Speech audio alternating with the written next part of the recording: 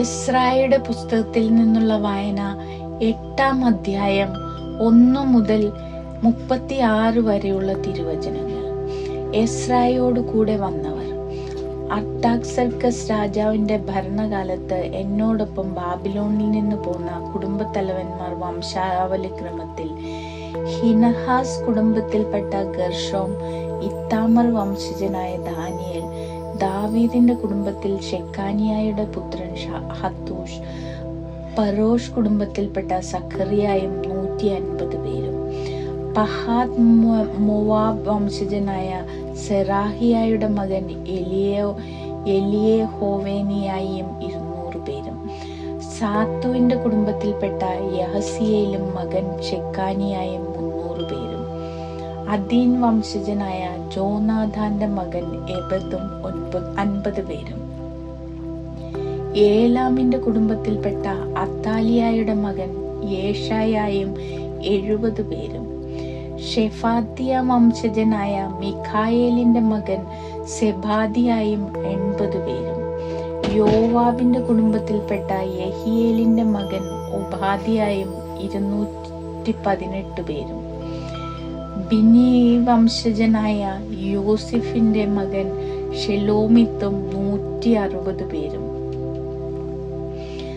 ബേബാബിയുടെ കുടുംബത്തിൽപ്പെട്ട ബേബായിയുടെ മകൻ സഖറിയായും 28 പേരും, അസ്കാദിന്റെ കുടുംബത്തിൽപ്പെട്ട ഹക്കാത്താക്കിന്റെ മകൻ യോഹനാനും 110 പേരും, അദോനിക്കാമിന്റെ കുടുംബത്തിൽപ്പെട്ട എലിഫലേത്ത്, യവുവേൽ, ഷെമായ എന്നിവരും 60 പേരും.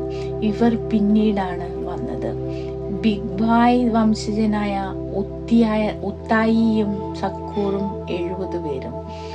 അഹാവയിലേക്ക് ഒഴുകുന്ന നദിയുടെ തീരത്ത് ഞാൻ അവരെ ഒരുമിച്ച് കൂട്ടി. അവിടെ അവർ 3 ദിവസം താവളമടിച്ചു. പുരോഹിതന്മാരെയും ജനത്തെയും പരിശോധിച്ചപ്പോൾ ലേവിയായുടെ പുത്രന്മാരില്ലെന്ന് മനസ്സിലായി. അപ്പോൾ ഞാൻ എലിയേസർ, അരിയേൽ, ഷെമായ, എൽനാഥാൻ, യാരിബ്, എൽനാഥാൻ, നാഥാൻ, സക്കറിയ, മെഷുല്ലാം എന്നീ പ്രമുഖന്മാർക്കും യോയാരീബ്, എൽനാഥാൻ എന്നീ പ്രതിഭാശാലികൾക്കും ആളയച്ചു.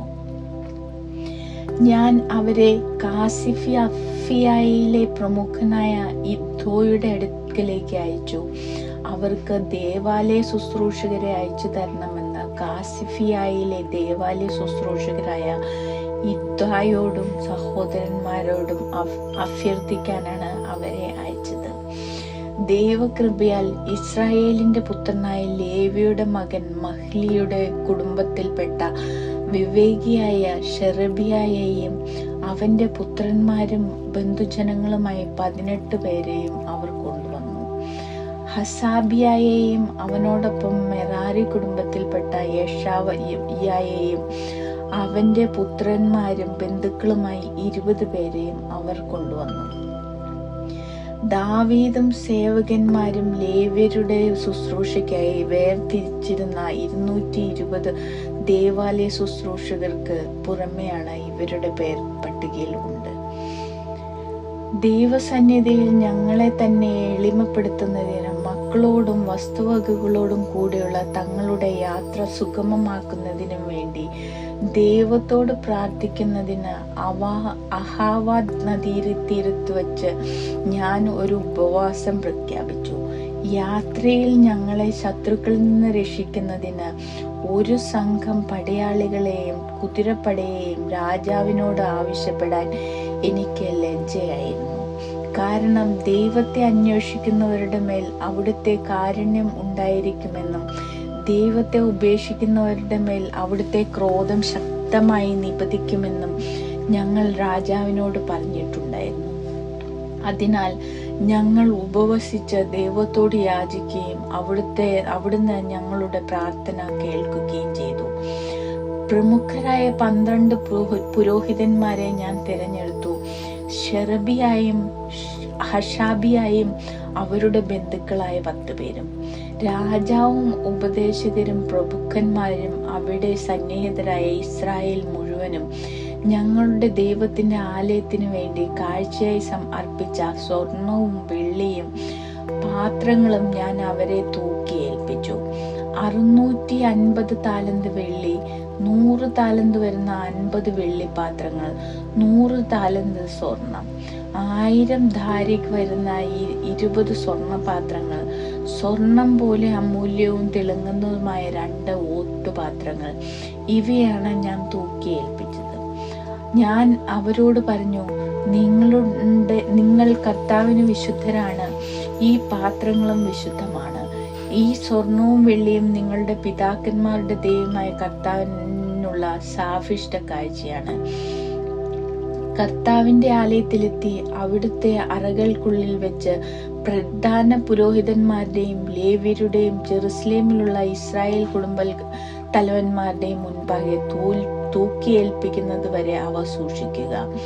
അങ്ങനെ പുരോഹിതന്മാരും ലേവ്യരും ജെറുസലേമിൽ ദേവാലയത്തിലേക്ക് കൊണ്ടുപോകുന്നതിന് സ്വർണവും വെള്ളിയും പാത്രങ്ങളും തൂക്കം ബോധ്യപ്പെട്ട് ഏറ്റുവാങ്ങി. 1-ാം മാസം 12-ാം ദിവസം ഞങ്ങൾ അഹാവ നദീതീരത്ത് നിന്ന് ജെറുസലേമിലേക്ക് പുറപ്പെട്ടു. ദൈവത്തിന്റെ കരം ഞങ്ങളോടുകൂടി ഉണ്ടായിരുന്നു. അവിടുന്ന് ഞങ്ങളെ ശത്രുക്കളിൽ നിന്നും വഴിയിലുള്ള അപകടങ്ങളിൽ നിന്നും രക്ഷിച്ചു. ഞങ്ങൾ ജെറുസലേമിലെത്തി 3 ദിവസം വിശ്രമിച്ചു. 4-ാം ദിവസം ഞങ്ങളുടെ ദൈവത്തിന്റെ ആലയത്തിൽ വെച്ച് ഊറിയായുടെ മകനും പുരോഹിതനുമായ മെറേമോത്തിനെ സ്വർണവും വെള്ളിയും പാത്രങ്ങളും തൂക്കിയേൽപ്പിച്ചു. ഫിനഹാസിന്റെ മകൻ ഏലിയാസറും ലേവ്യരും യേശുവയുടെ മകൻ യോസബാദും ബിന്നൂയിയുടെ മകൻ നൊവാദിയായും അവനോടൊപ്പം ഉണ്ടായിരുന്നു. അവയുടെ എണ്ണവും തൂക്കവും തിട്ടപ്പെടുത്തി കുറിച്ചെടു വെച്ചു. മടങ്ങിയെത്തിയ പ്രവാസികൾ ഇസ്രായേൽ ജനത്തിനു വേണ്ടി 12 കാള, 96 മുട്ടാട്, 77 ചെമ്മരിയാട് എന്നിവയെ ദഹനബലിയായും 12 മുട്ടാടിനെ പാപപരിഹാര ബലിയായും ഇസ്രായേലിന്റെ ദൈവത്തിന് അർപ്പിച്ചു. ഇതെല്ലാം കർത്താവിനുള്ള ദഹനബലിയാണ്. അവർ രാജകൽപ്പന പ്രഭുക്കന്മാരെയും നദിക്കക്കരെയുള്ള ഇടപ്രഭുക്കന്മാരെയും ദേശാധിപതികളെയും ഏൽപ്പിച്ചു. അവർ ജനത്തിനും ദേവാലയത്തിനും സഹായം നൽകി.